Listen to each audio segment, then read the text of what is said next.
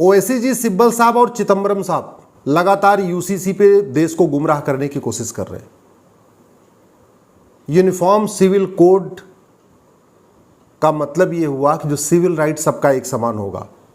ये uniform food code नहीं है कि सबका खाना एक समान हो जाएगा। ये यूनिफॉर्म ड्रेस कोड नहीं है कि सबका कपड़ा एक जैसा हो जाएगा। ये यूनिफॉर्म होम कोड नहीं है कि सबका घर एक जैसा बन जाएगा। ये यूनिफॉर्म आइडेंटिटी कोड भी नहीं है कि सबकी पहचानें ख़त्म हो जाएंगी, सबकी एक पहचान हो जाएगी। पहचान सबकी अपनी अपनी रहेगी। ट्राइबल्स की अपनी पहचान रहेगी, सिखों की अपनी पहचान रहेगी, सबकी अपनी पहचान बनी रहेगी। ये यूनिफॉर्म कस्टम कोड भी नहीं है कि जो लोगों के कस्टम हैं, जो लोगों की रीतियां हैं, जो लोगों की प्रथाएं हैं, वो सब खत्म हो जाएंगे और सबकी सबका एक कस्टम हो जाएगा। नहीं भाई, ये यूनिफॉर्म सिविल कोड है। इसलिए हमारे ट्राइबल भाइयों को गुमराह करने की कोशिश मत करिए। उनके जो कस्टम है वो चलते रहेंगे, उसमें कोई इंटरफेरेंस नहीं आएगा। ये यूनिफॉर्म प्रेयर कोड भी नहीं है कि सबको एक ही तरीके से प्रेयर करनी पड़ेगी। चर्च की प्रेयर अलग होगी, मंदिर की प्रेयर अलग होगी, मस्जिद की प्रेयर अलग होगी, गुरुद्वारे की प्रेयर अलग होगी, क्योंकि ये यूनिफॉर्म सिविल कोड है। यूनिफॉर्म प्रेयर कोड भी नहीं है। ये यूनिफॉर्म रिलीजियस कोड भी नहीं है कि सारे धर्म खत्म हो जाएंगे, सारे पंथ खत्म हो जाएंगे ना। सब एज इट इज चलेंगे। आर्य समाज भी एज इट इज रहेगा। सिख पंथ अपने आप अपने हिसाब से चलता रहेगा। क्रिश्चियन रिलीजन अपने हिसाब से चलेगा। इस्लाम अपने हिसाब से चलेगा। सनातन मानने वाले अपने हिसाब से चलेंगे। वैष्णव अपने तरीके से पूजा करते रहेंगे। शैव अपनी तरीके से पूजा करते रहेंगे। शाक्त अपनी तरीके से पूजा करते रहेंगे। देवी की उपासना करने वाले अपनी पूजा करेंगे। हनुमान जी की अपनी पूजा करेंगे। ये कोई यूनिफॉर्म रिलीजियस कोड थोड़ी है। इसी तरीके से ये यूनिफॉर्म लैंग्वेज कोड भी नहीं है। बंगाली अपना बंगाली बोलेंगे, गुजरात वाले गुजराती बोलेंगे, तमिलनाडु वाले तमिल बोलेंगे, महाराष्ट्र वाले मराठी बोलेंगे। ये यूनिफॉर्म लैंग्वेज कोड भी नहीं है कि नहीं सबको एक ही भाषा बोलनी है। ये यूनिफॉर्म फेस्टिवल कोड भी नहीं है कि सबको एक ही तरीके से त्यौहार मनाना है। त्यौहार अपने अपने हिसाब से होगा। रोज़ा अपनी तरीके से होगा, दिवाली अपने तरीके से होगी, होली अपने तरीके से होगा, क्रिसमस अपने तरीके से होगा। सब अपना अपना मनाएंगे। प्रकाश पर्व अपनी तरीके से होता रहेगा। ये यूनिफॉर्म रिजर्वेशन कोड भी नहीं है कि नहीं जो वर्तमान रिजर्वेशन सिस्टम है उसमें कोई इंटरफेरेंस हो जाएगा। कुछ लोग इसके नाम पे भी बहकाने की कोशिश कर रहे हैं, तो रिजर्वेशन से भी कोई इसका लेना देना नहीं है। एक ओवैसी जी बार बार HUF हिंदू अनडिवाइडेड फैमिली की बात करते हैं और कहते हैं जी हिंदुओं को इसमें 3000 करोड़ का फ़ायदा होता है। तो भैया, इनकम टैक्स एक्ट में बहुत सारे लोगों को छूट मिलती है। इवन मिडिल क्लास को भी छूट मिलती है कि 5 लाख रुपए तक टैक्स पे छूट मिलती है, और वो सबको मिलती है। मुस्लिम्स को भी मिलती है, क्रिश्चियंस को भी मिलती है, पारसी को भी मिलती है, ईसाई को मिलती है। जो व्यक्ति इनकम टैक्स भरता है उसमें 5 लाख रुपए तक छूट सबको होती है। हिंदू, मुस्लिम, पारसी, ईसाई, जैन, बुद्ध, यहूदी सबको होती है।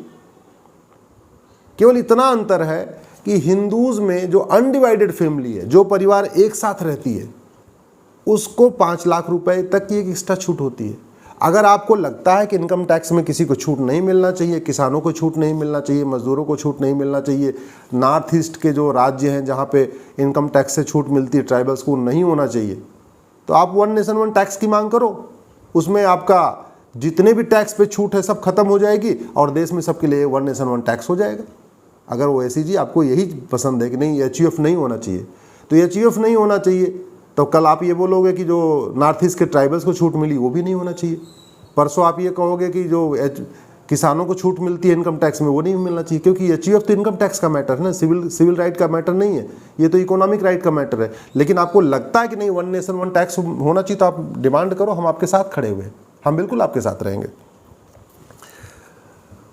मैं बार बार कह चुका हूँ, UCC के बारे में केवल गुमराह करने की कोशिश कर रही है। आप गूगल करिएगा 5 टेनेट्स ऑफ इस्लाम, मतलब इस्लाम के जो 5 टेनेट्स हैं, जो मुख्य 5 बातें हैं, उसमें UCC इंटरफेयर नहीं करेगा। आप 5 टेनेट्स ऑफ सिखिज्म करिए, जो सिख पंथ की 5 प्रमुख बातें हैं, उससे UCC में इंटरफेयर नहीं होगा। आप गूगल करिए 5 टेनेट्स ऑफ बुद्धिज़्म, उससे भी UCC आने से उसमें भी कोई इंटरफेरेंस नहीं होगा। आप 5 टेनेट्स ऑफ क्रिश्चियनिटी गूगल करिए, UCC आने से उसमें भी कोई इंटरफेरेंस नहीं होगा। 5 टेनेट्स ऑफ हिंदुज़म करिए, उसमें भी कोई इंटरफेरेंस नहीं होगा। तो UCC आने से हिंदू, मुस्लिम, पारसी, ईसाई, यहूदी के जो धार्मिक मामले उसमें कोई इंटरफेरेंस नहीं होगा। जो हमारे ट्राइबल्स के अपने कस्टम है, अपने ट्रेडिशन, उसमें कोई इंटरफेरेंस नहीं होगा। ट्राइबल अपनी पसंद का कपड़ा भी पहनेंगे, अपनी पसंद से अपनी रीतियाँ भी मनाएंगे, अपनी पसंद से अपना त्यौहार भी मनाएंगे, अपनी पसंद से अपना घर भी बनाएंगे, अपनी भाषा भी बोलेंगे। कोई इंटरफेरेंस है ही नहीं है। सिंपल सी बात है, लड़के लड़की की शादी की उम्र बराबर हो जाएगी। तलाक लेने का तरीका, तलाक लेने की प्रक्रिया एक हो जाएगी। जो मौखिक तलाक चल रहे हैं, कागज़ों पे तलाक चल रहे हैं, व्हाट्सएप से तलाक चल रहे हैं, ईमेल से तलाक चल रहे हैं, वो बंद हो जाएंगे। सबको थ्रू कोर्ट होगा। गुजारा भत्ता देश की सभी बहन बेटियों को मिलेगा। बच्चा गोद लेने का अधिकार देश की सभी बहन बेटियों को मिल जाएगा। भरण पोषण का अधिकार देश की सभी बहन बेटियों को मिल जाएगा। वसीयत का एक समान अधिकार देश की सभी बहन बेटियों को मिल जाएगा। विरासत का एक समान देश की सभी बहन बेटियों को मिल जाएगा। एक पति एक पत्नी का नियम हमारे देश की सभी बहन बेटियों पे लागू हो जाएगा। अब हम दो हमारे दो भी अगर चाहें तो इसमें जोड़ सकते हैं। माता पिता की देखभाल का अधिकार देश की सभी बहन बेटियों को मिल जाएगा।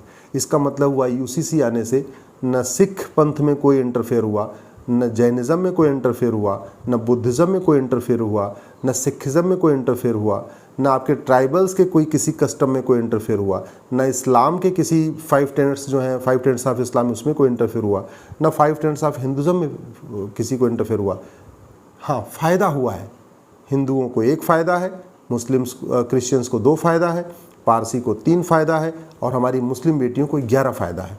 लेकिन पता नहीं क्यों ओवैसी साहब नहीं चाहते कि हमारी मुस्लिम बेटियां पढ़ें, मुस्लिम बेटियां आगे बढ़ें। मुस्लिम बेटियों के ऊपर जो एक तलाक़े हसन, तलाक़े बाइन, तलाक़े किनाया की तलवार लटकती रहती है, उससे उनको आज़ादी मिले। ये नहीं चाहते हैं कि बहुविवाह होता रहता है, आज की भी भारत में चल रहा है, वो बंद हो। ऐसे लगता है ओवैसी साहब हलाला के भी समर्थन में हैं। और एक बात मैं बता दूं, Owaisi ji all India Muslim personal law board के मेंबर हैं और all India Muslim personal law board affidavit पे सुप्रीम कोर्ट में क्या कहा है मैं आपको बताता हूँ। All India Muslim personal law board ने एफिडेविट दे के सुप्रीम कोर्ट में 4 शादी का समर्थन किया है। हमारी जो PIL है उसका विरोध कर रहा है, 4 शादी का समर्थन कर रहा है, हलाला का समर्थन कर रहा है, मुताह का समर्थन कर रहा है, मिस्यार का समर्थन कर रहा है, दारुल कज़ा यानी शरिया कोर्ट का समर्थन कर रहा है। तो पर्सनल लॉ बोर्ड नहीं चाहता इस देश में एक पति एक पत्नी का नियम लागू हो, हम दो हमारे दो लागू हो, देश की सभी बेटियां पढ़ें, सभी बेटियां आगे बढ़ें। तो स्वाभाविक सी बात है, चूंकि ओवैसी जी पर्सनल लॉ बोर्ड के मेंबर हैं, तो वो पर्सनल लॉ बोर्ड के खिलाफ कैसे चले जाएंगे। और पर्सनल लॉ बोर्ड अपने आप में एक NGO है।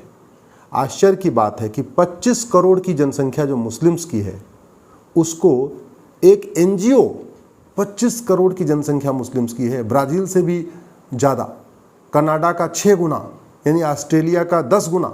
ऑस्ट्रेलिया की जनसंख्या 2.5 करोड़ है, भारत में 25 करोड़ मुस्लिम्स रहते हैं। तो यानी ऑस्ट्रेलिया का 10 गुना जो यहाँ पे कम्युनिटी है, उसको एक NGO जिसका नाम है all India Muslim personal law board, वो गुमराह कर रहा है, कंफ्यूज कर रहा है। इसलिए इस NGO से सावधान रहने की ज़रूरत है। और मैं तो सरकार से कहूँगा इस NGO का लाइसेंस रद्द कर दिए।